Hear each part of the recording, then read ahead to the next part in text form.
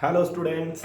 तो आज हम आपके साथ डिस्कस करेंगे क्लास 12th की जो हमारे मोस्ट इंपॉर्टेंट टॉपिक होता है इंटीग्रल। ठीक है, देखिए बच्चों, मैंने आपको पहले ही बता दिया है कि आपका जो एग्जामिनेशन है बहुत जल्द है। ठीक है, एक महीने से भी कम टाइम बचा हुआ है आपके पास।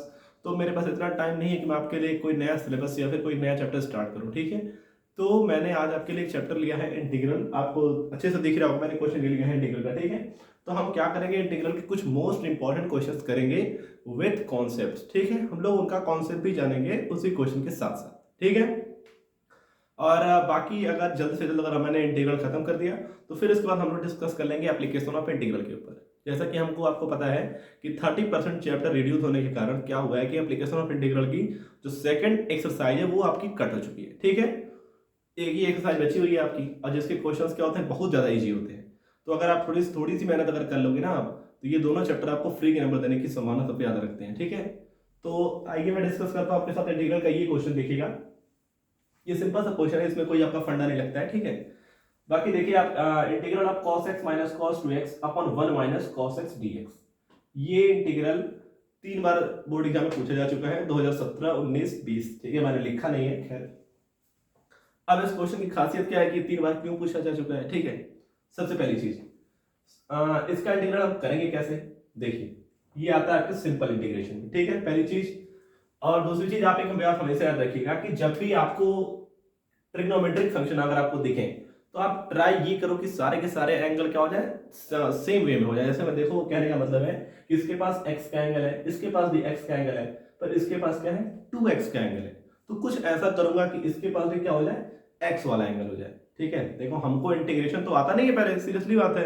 अब इसका इंटीग्रेशन डायरेक्ट कोई पूछेगा तो हमको नहीं पता है, लेकिन हाँ अगर मैं इसको कुछ ऐसा कर दूं, ट्रिग्नोमेट्री की प्रॉपर्टी से कुछ ऐसा करके कुछ थोड़ा शॉर्ट कर दूं, अगर कुछ काट सकता है तो उसको काट दूंगा और मेरा सवाल क्या हो जाएगा, खत्म हो जाएगा। है कि नहीं, देखिएगा ध्यान से। तो cos 2x का फॉर्मूला होता है 2 cos स्क्वायर x माइनस 1। आप बड़ी अच्छे तरीके से पढ़े होंगे। ठीक है, तो यहां लिखेंगे सॉल्यूशन,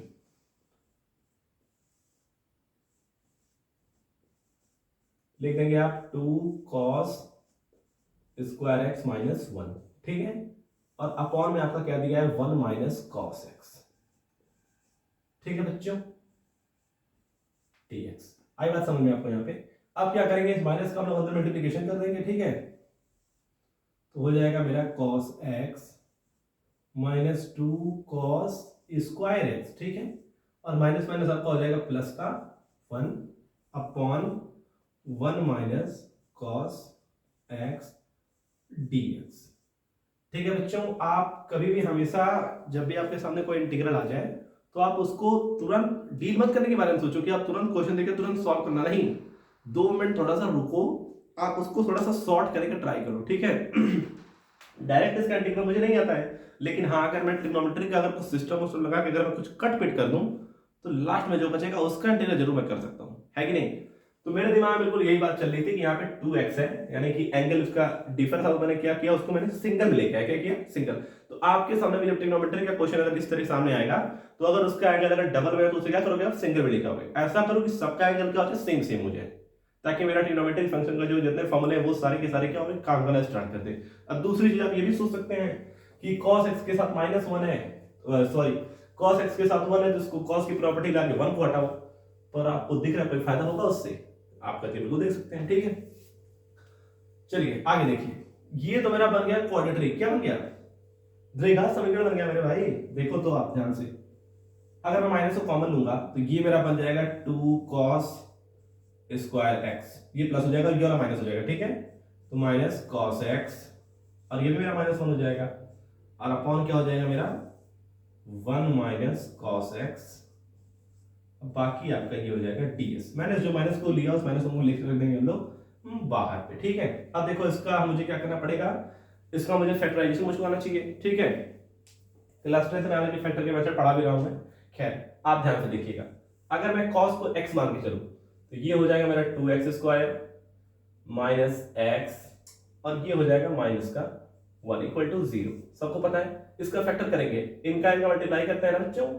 आप 12th में आ गए हैं तो आपको बिल्कुल पता होगा इसके बारे में। ठीक है, इनका इनका मल्टीप्लाई करते हैं और बीच वाले का से किसी दो हिस्से में ब्रेक करते हैं कि गुणा करने पे क्या हो, इनके बराबर आ जाए। ठीक है, तो मैं ले लूंगा प्लस का, सॉरी सॉरी सॉरी, मैं ले लूंगा माइनस का 2x और प्लस का x।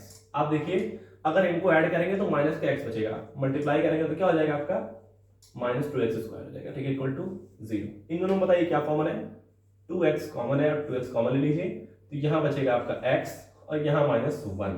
यहाँ कुछ भी कॉमन नहीं है तो 1 कॉमन लेंगे, तो यहाँ बचेगा आपका x -1। फैक्टर करते समय अगर ये दोनों ही चीजें अगर इक्वल आ रही है तो फिर आपका फैक्टर क्या बिल्कुल सही है, अगर इक्वल नहीं है तो फिर क्या है आपका फैक्टर गलत हो रहा है, ठीक है।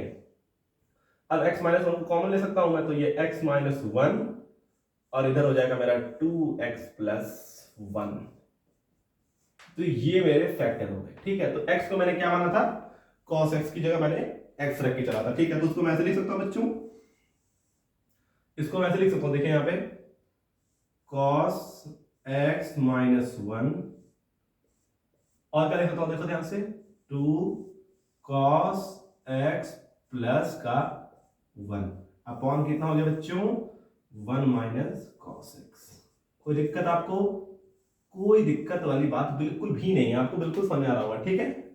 ये सिंपल इंटीग्रेशन है, ठीक है।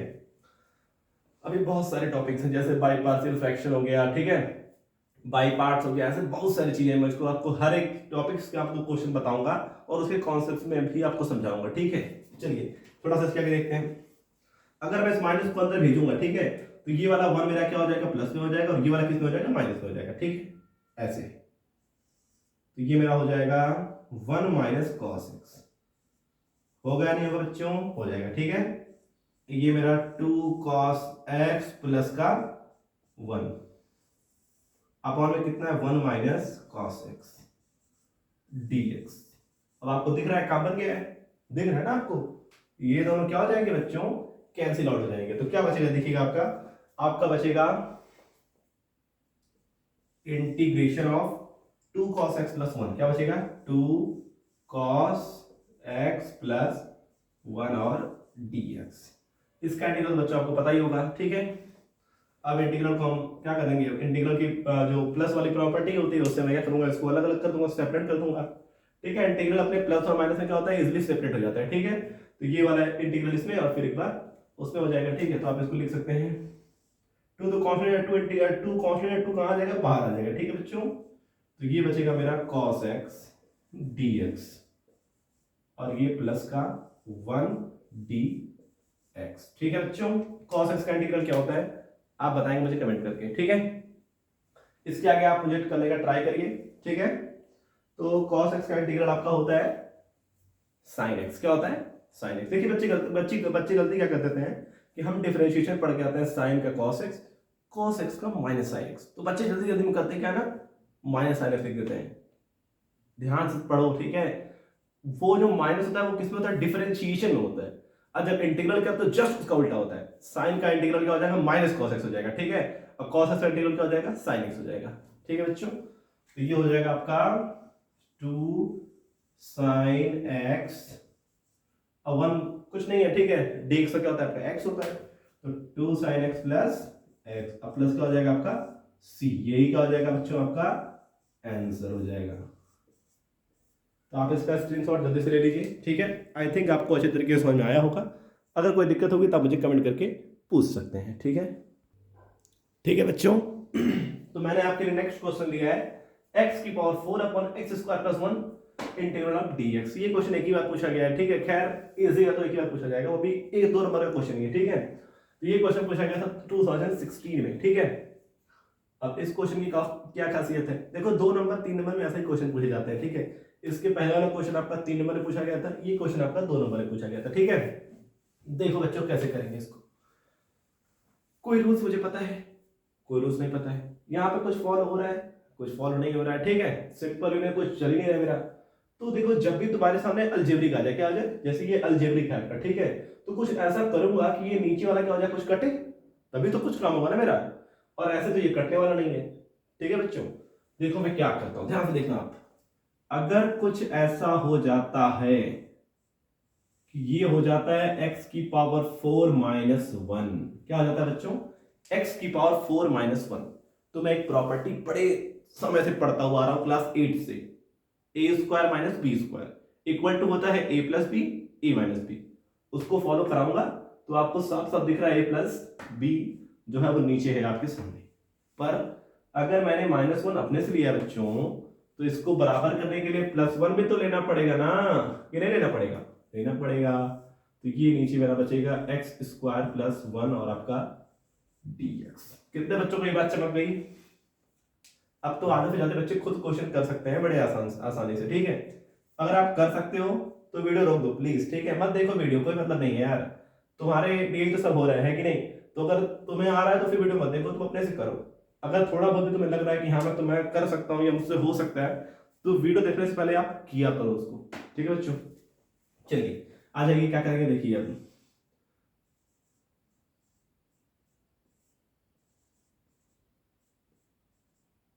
ऐसे कर सकता हूँ, प्लस वाली प्रॉपर्टी इसको सेपरेट कर सकता हूँ। हाँ सर बिल्कुल कर सकते हैं, आप बिल्कुल कर सकते हैं सर, ऐसा होता है तो आप कर सकते हैं। लो बच्चों मैंने कर दिया। इसका इंटीग्रल कितने बच्चों को पता है? सर मुझे पता है, सबको पता है सर। देखो इंटीग्रल क्या है, इंटीग्रल जो है वो रिवर्स प्रोसेस है किसका? डिफरेंशिएशन का, ठीक ना। Integral is the reverse process of differentiation. हम लोग जिसका डिफरेंशिएशन करते हैं, ठीक है, जैसे मान लो इसका आंसर जो आता है, अगर उसका डिफरेंशिएशन करोगे ना तुम, तो 99% चांस है कि ये आपका दोबारा आ जाएगा, ठीक है। तो उसी तरह जैसे देखो हम लोग पढ़े हैं d/dx tan इनवर्स x क्या होता है बताना? 1/1 + x²। लो इसको भेजो तो ये बन जाएगा इंटीग्रल, और ये हो जाएगा इसका सॉल्यूशन। आई बात समझ बच्चों, ठीक है। तो यही है देखो, तो इसका इंटीग्रल क्या होता है? tan इनवर्स x होता है, ठीक है। इसे क्या करेंगे बताइए जरा मुझको आप लोग। इसको सर आप क्या लिख देंगे? इसको लिख देंगे सर आप x² का स्क्वायर माइनस को 1। बहुत अच्छे। इसे लिखेंगे सर आप x² + 1 dx। इसको तो सर खत्म ही कर दो अब, ठीक है बच्चों, खत्म कर देते हैं इसको, tan इनवर्स x, ठीक है बच्चों। पिछले क्वेश्चन में सामने मुझे ऐसा लगता है कि मैंने लास्ट में c नहीं ऐड किया था, ठीक है, आप c ऐड कर लेंगे, कांस्टेंट आप हमेशा हमेशा ऐड कर लिया करेंगे, ठीक ना, उसको आप छोड़ नहीं सकते हैं। मुझे क्लियर नहीं कि मैंने c ऐड किया था या नहीं ऐड किया था। ऐड किया था तो अच्छी बात है, नहीं ऐड किया था तो आप ऐड कर लेना प्लीज, ठीक है। इंटीग्रल 2 टाइप्स के होते हैं, डेफिनेट और इनडेफिनेट। तो हम लोग जो कर रहे हैं वो इनडेफिनेट इंटीग्रल है, ठीक ना। अगर ये लिमिट मुझको पता होती है कि इंटीग्रल इसके से मतलब कि 2 से 4 के बीच में या 20 से 25 के बीच में करना है, तो उसको बोलते हैं डेफिनेट इंटीग्रल, तो वहां पे आपको सी लगाने की जरूरत नहीं पड़ती है, ठीक है। तो यहाँ मुझको लिमिट नहीं पता है, तो यहाँ मुझे क्या करना पड़ेगा? मुझको सी लगाने की जरूरत मुझको पड़ेगी, ठीक है। तो लास्ट में आप सी लगा लेंगे आंसर में। तो ये a² - b² बच्चों, ठीक है, पढ़े हो ना? पढ़े हो कि नहीं पढ़े हो? a² - b² = a + b, a - b कर दो बच्चों उसको।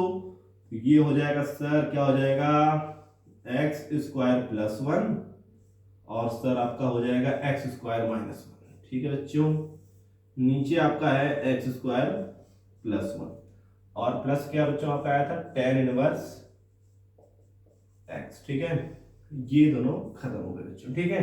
क्या बचा है देखिए जरा ध्यान से आप लोग, ठीक है। ये तो ऐसे रफ वर्क हो गया था, ठीक है। देखो तो क्या बचा है? इंटीग्रल ऑफ x² - 1 और क्या बचा है आपका? dx + tan inverse. अब इसका इंटीग्रल सबको पता है, क्या होता है बच्चों बताना जरा? x³ / 3 और -1 का क्या होता है आपका? x होता है, अब प्लस क्या है आपका? tan इनवर्स x, अब प्लस क्या कर देंगे बच्चों? c। यही क्या हो जाएगा आपका? आंसर हो जाएगा, ठीक ना। ये मैं लगाया हूं ये वाला फॉर्मूला, इंटीग्रल ऑफ x⁴n, ठीक है, dx तो होता है x⁴n + 1 अपॉन में भी n+1। तो यही फॉर्मूला लगा के मैंने क्या किया था, इसको x² को सॉल्व किया तो x³ / 3 आ गया, और 1 dx से करेंगे तो वो x हो जाएगा, ठीक है। मतलब इसको सेपरेट करके करोगे तुम्हारी मर्जी है, कैसे भी कर सकते हो, ठीक है। तो ये हो गया आपका आंसर, ठीक है। तो अब इतने छोटे छोटे चीजों में टाइम अगर हम वेस्ट करेंगे तो फिर कोई मतलब नहीं है। आपको समझ आया होगा तो आप इसका स्क्रीनशॉट ले लीजिए और वीडियो को थोड़ा लाइक करिएगा, ठीक है, क्योंकि लाइक ही मेरा मोटिवेशन है बच्चों, ठीक है। समझ में आ गया बच्चों? लो तुम्हारे सामने एक छोटा सा होमवर्क, तो आप मुझे इस क्वेश्चन को सॉल्व करके इसका आंसर मुझे आप कमेंट बॉक्स में लिख के बताएंगे कि सर इसका आंसर इतना आएगा, ठीक है। बाकी आपके नेक्स्ट टॉपिक है इंटीग्रेशन ऑफ सब्स्टिट्यूशन। शब्द बहुत छोटा होता है सब्स्टिट्यूशन, पर आपको दिखाऊंगा इसका रियल मीनिंग क्या होता है। कल के क्वेश्चन में आप देखेंगे कि सब्स्टिट्यूशन के क्वेश्चन भी इतने इजी नहीं होते, इतना हम समझते हैं। ठीक है, तो thanks for watching this video, और इसको सॉल्व करके जरूर दिखाना कमेंट में करके, ठीक है, ताकि मुझको लगे कि हाँ मेरा पढ़ाया हुआ आपको समझ में आया। ठीक है, जो आपको अभी क्वेश्चन लगाया था ना x की पावर 4 अपन x स्क्वायर प्लस 1, बिल्कुल उसी लिए क्वेश्चन लगेगा, आप मुझको लगा के इसको दिखाएंगे। थैंक यू सो मच, और वीडियो को खूब ज़्यादा शेयर करिएगा, ठीक है, और पसंद आया होगा तो लाइक कर दीजिएगा, ठीक है।